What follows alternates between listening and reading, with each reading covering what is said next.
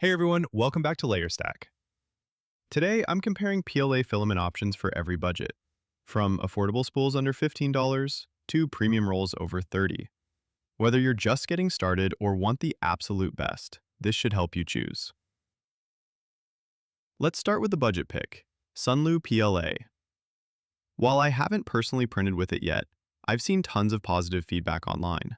People love it for its low price, reliability, and especially the wide variety of colors they offer. One thing that really stands out is how often Sunlu runs deals on their website. If you shop around, you can get some incredible discounts. If you're printing on a budget and want solid results, Sunlu is definitely worth checking out.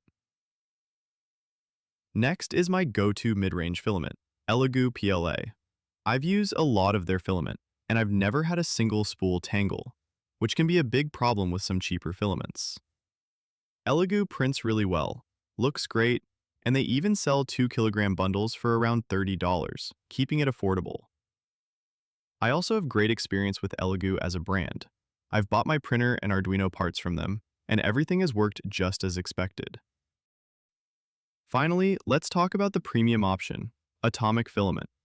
This one is definitely the most expensive here, with most spools coming in around $30, but you get what you pay for.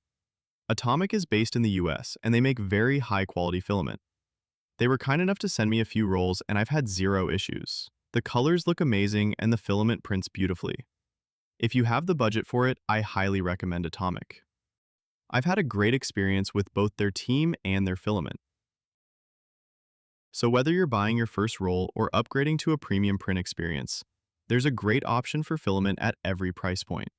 Let me know in the comments which one you're using, or if there's a filament brand I should try next. Thanks for listening, and I'll see you in the next video.